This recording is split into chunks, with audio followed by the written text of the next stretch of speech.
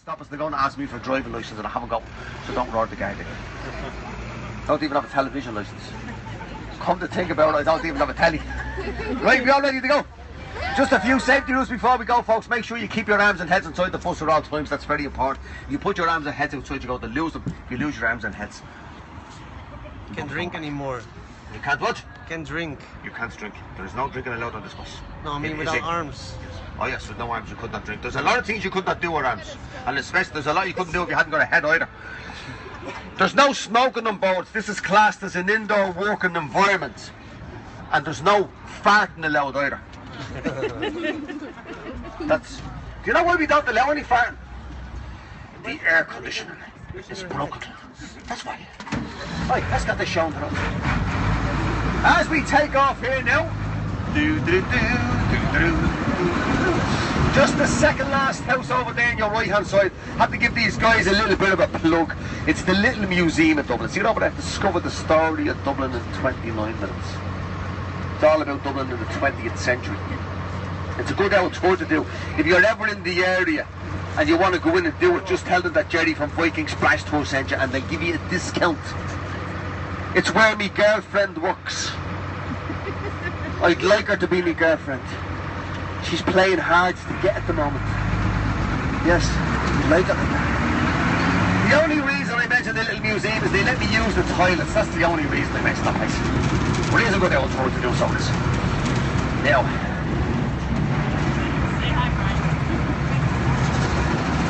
Try and find somebody now. The pack is all rolling. Are you ready on your right hand side? Are you ready over there? 1, 2, 3. Hey! The old road is great for the stress levels. The louder you roar, the better you feel. That's the Fusiliers arch out there on your left, named after the Royal Dublin Fusiliers that fought the Boer War. Get up there with that! They're what we call wannabe Vikings. Yes, wannabes. Now we're going to go right here now into Glover's Alley. And there we have a lone piper up outside the College of Surgeons, all on his own. I'll tell you about that building now in a few minutes. In the meantime, I need your help here. This is a 74-year-old World War II tank duck. That's what it is. There's no power steering on it. There's a sharp turn to the right and then one to the left. Would everybody do me a favour and start leaning over to your right hand side? Come on, lean over, come on. Over we go, come on. And then over to your left. And then there's a hill. If we don't make it up this hill, the women and children have to get off and push. That's the deal. Up we go. Come on, Jacinta. Up you go. Come on. We made it. That was lucky, wasn't it? What's your name, love? Phyllis. Wasn't that lucky, wasn't it? Keep up. Now, that building back there, the College of Surgeons, did you know that they can do great things in there these days? Like they can transplant hands and heads. Did you know that? They can. I mean, look at me. This is not my original head. Colin Farrell has my head. 1, 2, 3. Hey! You don't know what that? Anyway, the College of Surgeons back there, it was the headquarters of the Citizen Army during Easter week 1916. It was the Countess Markovitch's garrison. And we don't really have any time to talk about 1916, but if we get stuck in traffic, I'll talk to you a little bit about it. Or ask me at the end of the tour. Just up there on your right hand side is a church. The name of the church is the Holy Carmelites. And in the church are the relics of St. Victus. Have you ever heard of St. Victus? Yeah. You have? Who was he? Saint who? No! Victus is Valentine, the patron saint of love. That's who that is. How did I find that out? Well, a load of Italians told me that on Valentine's Day. That's how I know that. And he didn't even like being called Italian. He liked being called Roman.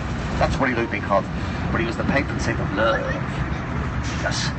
Now, I don't know why they do allow the cars to park here on a Sunday. Come on down with your Jeep. Come on. Come on. Up you go. It's not enough. With the whole lot. Rosie bangs all day. Who's gonna bang for Rosie when Rosie goes away? Now Rosie has a doctor. His name is Derek Fitz.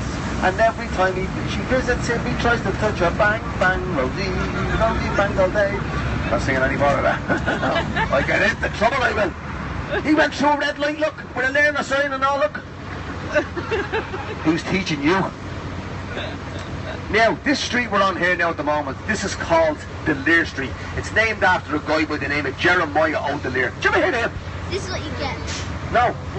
His brother is world famous. His name is Chandelier. He hangs around a lot. He brightens up rooms, he goes, yeah. Bright lad he is. Oh, wait till I tell you a little story while we're at these lights here. There's a neighbour of mine has that condition called dementia. Did you ever hear that? It's where you forget things. This thing is contagious. Look, she's on it now. Like so are you now. It's come here. It's like yawning, isn't it? You're staring at Jesus, there's a face. Holy God Almighty. When is the bond Richard good looking? What do you want to know? Anyway, this adventure. And I'll tell you about that later on. Well, hello there. Ding dong. Just out there on your left is Pear Street Garda Station. Now, the only reason I'm showing you that Garda Station is that's the best bed and breakfast in Dublin. By a mile. Directly ahead of us is the old Parliament building. Now, it hasn't been a Parliament building since the Act of Union of 1801. It then became the Central Bank, and today it's a branch of the Bank of Ireland. Just over on your right where the brown door is, that's where the House of Commons used to be. There's no windows in the building. And the reason for that is, during the Napoleonic Wars, the government introduced a glass tax. Politicians in that building wouldn't pay it, so they bricked up all the windows. And it gave birth to the same daylight robbery. On your left is Trinity College. The college was founded by a famous English queen by the name of Elton John. Sorry, I meant to say Queen Elizabeth I. 1592. Now, just up here on your right-hand side is where the Molly Malone statue used to be, just there. You wonder where she's gone. You turn right into Suffolk Street, she's down on the left-hand side. When they moved Molly Malone from the bottom of Grand Street, they had to take her away to do some restoration work. Like plastic surgery, so to speak. When she was away getting the plastic surgery done, there was a rumour going around that when she was restored, she was going to be going over to the north side of Dublin. Did you ever hear that? To where all the dealers are. That's where they should have put her. Instead of that, they put her outside the old church. She's known in Dublin as the dish with the fish, the tart with the cart, and the trollop with the scouts. Now, just over there on your left-hand side, there's an entrance into Trinity College. It's called the Douglas Hyde entrance. Now, Douglas Hyde was the first president of Ireland. Now, when you go in through that entrance, you come to the library, where the book tells us. And that book was written on an island called Iona, just off Scotland, written by a load of monks. Over the head. Then it goes under my arms like this.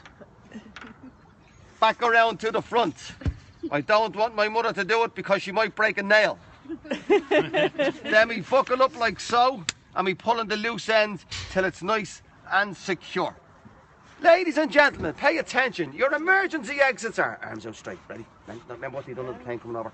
One at the back and two at the sides. Thanks, Tom. Go ahead there, lads.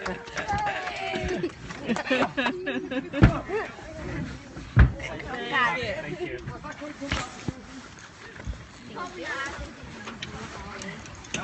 I very much hope we don't.